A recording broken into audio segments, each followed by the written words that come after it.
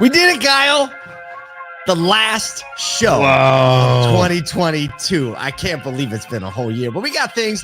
Talking about all gas, no break moments, tax credit updates, hiring getting easier, and whatever else we fall on. Anything else? The people really want to know who I is. And what we figured out is we've done at least 260 podcasts on Automotive Troublemaker this year, but I think it's somewhere in the neighborhood of like 270, 275 because we did some Saturday episodes, so we don't know that exactly, but it's pretty nuts. And that's just the morning show. That's just the morning show. Right, you start adding in auto collabs in the dirt, like this is probably going to add like another 100. It's unbelievable how many podcasts, audio, video that we've done this year, just the volume of content. What I'm so enamored by is like, yes, on the 260, we've probably had 20 to 30 of them with guests on. Steve Greenfield's been on, Brian Kramer, Matt Lasher, just a couple, yesterday. Like we've had a few guests there. Yeah. Oh, yeah. But all of the people on auto collabs and in the dirt and SoduCon sessions that we've had the opportunity to hear from, have conversations with, like the learning, just pure selfishly that I've been able to have. Absolutely. From other people and from news stories and like formulating my own thoughts, listening to you, understanding other people's opinions, thoughts, feelings, the way that they perceive business in the world. Like my personal acquisition of thought, knowledge, and leadership and all of that in 365 days is insanely different due to podcasting alone. Let's contextualize that in auto dealer terms. The top of funnel is massive.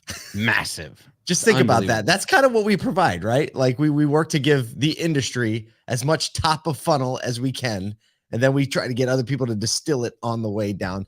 Man, I just thank to everybody who listened or watched a piece of a Soda content or liked a post or showed up at an event or is on the live stream right now, even though it's the last day of the year and you have selling to do, or maybe you're taking some time off with your family.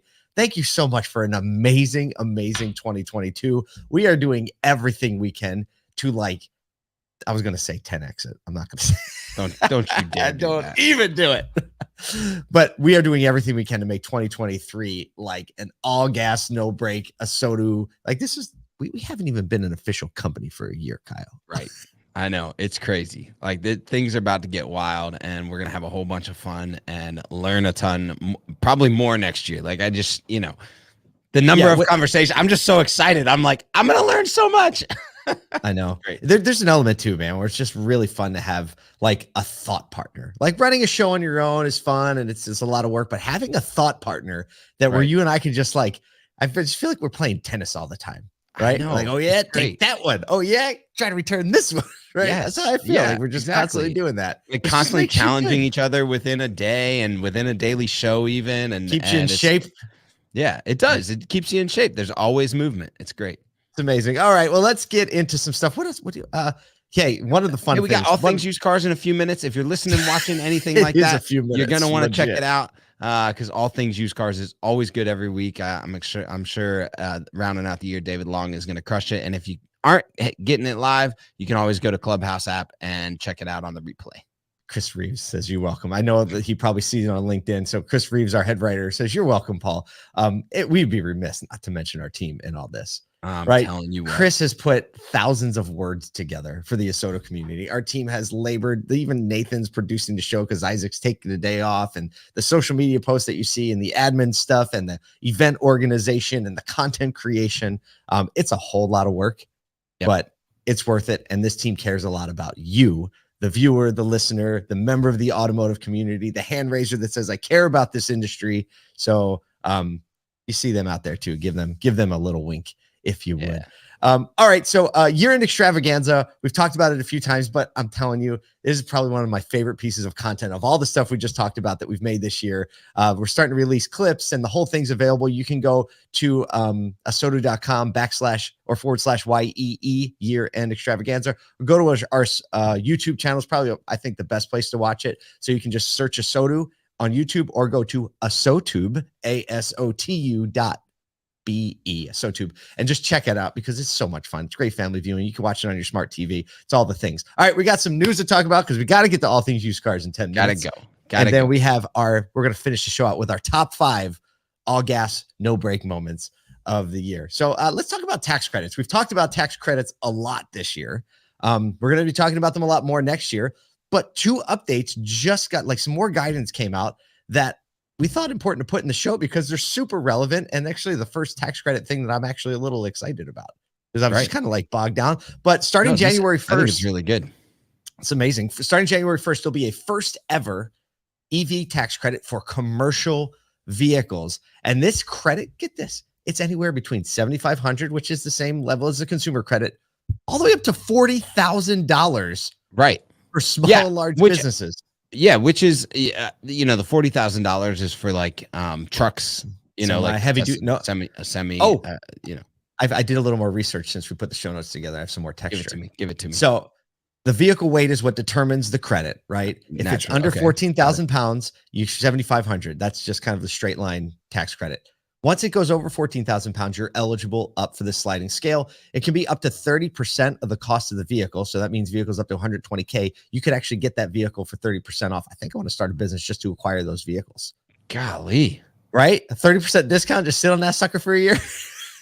Like, what are the rules around that? Happens. Yeah, Somebody's going to work that. But here's another thing.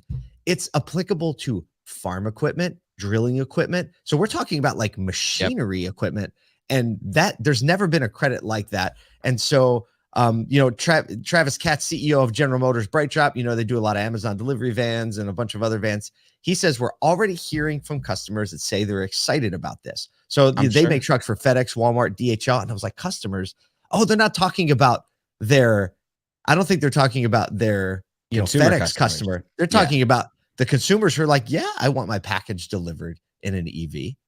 Oh, I mean, that makes sense. Yeah, my package delivered, but also like the FedEx, the Walmart, the DHL. I mean, think about the money savings and the opportunity to kind of like tell a story, I mean, even just you look at what Domino's and what Walmart and what the way that they're able to advertise and communicate and communicate to drivers, communicate to consumers. It like widens the opportunity. I think that this is actually the most logical place for EVs to take and obtain ground quicker, because these people will have access to put in charging infrastructure, to put on the charging infrastructure. They'll probably support and assist a consumer charging structure. I would imagine that would be a game that they would want to play in. So I see this as an opportunity for EV adoption to expand a lot quicker, actually, because of the commercial side. And I was thinking, you mentioned this the other day when we were talking about the mail trucks going EV. Yeah, the type of driving delivery trucks are just like the best type for battery vehicles. Absolutely. Start, stop, no idling, right? Ready to go at an instant. So it's kind of an exciting development. And I mean, we'll see what that does now that chip supply is coming back. It's all going to come down the battery though, right? The battery mining ability. And so I think that'll put pressure on that. But hey, it's something. And here's another little bit of guidance that came out. Is that the $7,500 consumer tax credit can be used on a lease now, according to the Treasury Department. So I started thinking about this. I looked to see if I could find a little more specificity, because does that mean, is this prorated, or it's like, for instance, if you get a car on a 24-month lease and the payment is $900 a month, does that mean you can apply the $7,500 of credit toward the lease, meaning that your lease is effectively going to be like $150 a month? Well, yeah. So you would probably, I believe what it is it's cap cost reduction. So like historically, what you've done is you've gotten the tax credit and then you apply it on your taxes instead of adding it as cap cost reduction, similar to how a rebate or trade-in would be applied. But now it actually gets to be used at the point of sale instead of just on your taxes. So are you saying if the vehicle's $50,000, the capitalized cost is all of a sudden $42,500? Correct. Yep. Yeah, so then you pay your lease factor on the remaining amount back to the Well, where's the money? Where's the money go? It goes to the manufacturer? Or no, so that would go to the dealer. So it's similar to how on used cars, like the dealer will in 2024 be able to apply it at the point of purchase as a rebate. Yeah, but the weird thing about that is that when it's a purchase, right, the equity stays with the customer. But on a lease. But think about a rebate. It's the same exact thing on a lease rebate, like on lease cash or anything like that. You just apply it to cap cost reduction, which still applies to the customer, because it reduces the cap cost, right? So it's a form of payment. It does, right? if you trade that vehicle in quicker, you still have a lower cap cost, which is a lower Right, the residual will payoff be because lower. there's a payoff Yeah. on a lease similar Yeah. to there's a purchase. But yeah, it's just like moving that consumer incentive to the point of sale instead of just on your tax return. Jeez, man, it's gonna be a thing. It's gonna be a thing. So Yep. it's pretty good. It's pretty good updates, right? Everyone's looking for guidance. They just gave a little bit of guidance, and there's still like, you know, some things that need to come out. But well, yeah, I mean, the big question for dealers here is like, how do we apply these? Well, on used cars, it's a lot harder, but applying these incentives, you know, getting these incentives back. I mean, it's already hard enough to get OEM incentives back. Check, you know, cross your I's, cross your T's, dot your I's on all of your RDRs. But now getting those RDRs and then processing those through state departments and getting that money back and not having to worry, you know, you're looking at, and like, the back office goes like this. Yeah, because I mean, think about it, you've got to verify income on the tax return, right? Oh And my that God, was one of right. the things when we were talking about the EV use tax credit. So Look, if there's you're a in the lot back that has office, to go in on the layers here. Yeah, if you're in the back office, our hearts are with you. Anything we can do to support you.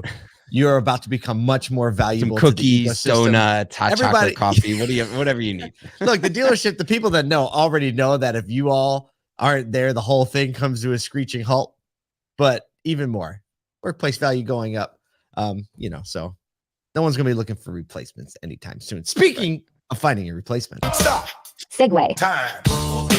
we'll go. A little bit of good news about hiring. According to a survey conducted by Vistage Worldwide for the Wall Street Journal in December, a higher percentage of small business owners report that it has been easier to hire workers in December. 25% of the more than 650 entrepreneurs surveyed said it was easier to fill job openings than at the start of 22, and 20% easier than it was in November. Some small business owners attribute the shift to steps that they've taken, such as raising pay or adding, I like this, apprenticeship programs, right? Like little workplace development, rewriting job ads, right? Let's position this, you know, position the position a little bit better. And others reported like, hey, with the layoffs being announced, there's just an increase in applicants. One person in the article we didn't include in the show notes said, we put this job out earlier in the year and got 4 applicants, and we recently re-put it out and we got 100 applicants. Wow, that's pretty wild. Just to know that there's a lot more people, you know, whether or not they've been laid off, there's people searching for replacement in jobs. Yep. I mean, shoot, we put out a writer ad a month and a half ago and got over 200 applicants. So, you know, people are searching. That's for sure. And I do think, like, you know, we've talked about this a few times. There's just a shortage of workers, and we're going to continue to fight for a short amount of workers. And I would say, like, anytime you see layoffs coming, if you're in a hiring mode, figuring out how to attract those employees is going to Go be get them. the winning strategy here in 2023, because we're going to see more layoffs from large tech companies that got too accelerated with their hiring practices. Oh yeah. Well, speaking of all gas, no break moments. There you go. Segue. Time. That's the last segue of the year, by the way. Yeah, but We you just hit the said segue gas button. and I said accelerator. Remember that, Paul? No. I do. I was trying to be empathetic. All accelerator, no brake doesn't work. Yeah, it doesn't. Not Because even the brake, like, what do you call that? What do they call that when it slows down without actually applying the brake? EV's messing everything up, where they just like let off the gas and it recharges the motors and the car slows down without hitting the brakes. We'll save that for another day. All right, we have a list of 5 all gas, no brake moments, or at least categories that we're going to talk about today. But first, I think the list is probably, is this in order? I don't know if we put these in no specific order. Number 1, we're going to talk about Jim Farley for a second. Talk about someone who went all in on a model, on an idea, on a concept, on a philosophy, on a trajectory, and said, we're not backing off. Jim Farley, I think, needs to be on that list. backed off for 1 month, and that's about it. And they're still rolling. And whether or not dealers are coming along for the ride, they're doing a thing. Number 2, off. I don't know if he backed off as much. He just took the foot off. Okay, go ahead. Right. Number 2, if you don't know, Elon Musk has been all gas, no brakes. Doesn't matter whether it's Twitter, SpaceX, or Tesla. There are always things happening. He's digging holes as big around as a car through underground and just completely sending people to the space station, buying Crazy. $44 billion companies, letting go of government or secrets about collusion and conspiracy, calling out every federal agency you can imagine. Like, the man doesn't have a regulator. No regulator. All right, let's keep going. Number 3, a little more refined than Elon Musk, I would say, but the brand Scout. Right? Yeah. Big news. VW jettisoning or maybe reviving the brand Scout. And I can't remember his name right now. Who's the CEO? You're gonna. I just did. Is it Scott? Like Scott. No. We just saw, man. This has never happened. See, this is why we do notes. This is Scott Keogh. There you go. Thank you, Nathan. Show notes for putting it in there. Scott Keogh, a very well-respected VW executive, moved to be the CEO of Scout brand and became employee number 1 as they build this truck brand that is, we'll see, it's not supposed to be attached to the dealer model. We don't know what it's going to be, but they announced it. We were in the elevator with a VW rep the day the news broke, and we're like, hey, what do you think about the Scout thing? And she was like, huh? Yeah, exactly. All right, number 4, we got to keep moving. We got to get oh my gosh, yeah, we do. EV tax credit laws. So look, they put those things out, and then we're like, hey, what do? We knew a company called Recurrent. They were asking a lot of dealers, how do we structure this? How do we make sure it's fair? What are the guidelines and the practices and the softwares and technologies that are necessary to support this? And they are just all gas, no brake. We just talked about it just above. And finally, look, Gen 1, go. Finally, in the year 2030, California is going to change the whole world because of their EV practices. The last one we have to mention, California, who is just fundamentally going to shift the trajectory of all things physical and natural by the year 2030. And I guess we'll all see where that lands. But we got to get over to the All Things Used Car Room. Thank you so much for spending a year with us here on the morning show. If you showed up later in the year, we have a whole other year planned for you. We're going to give it to you every day. Have a great new year. We will see you next year. Keep going.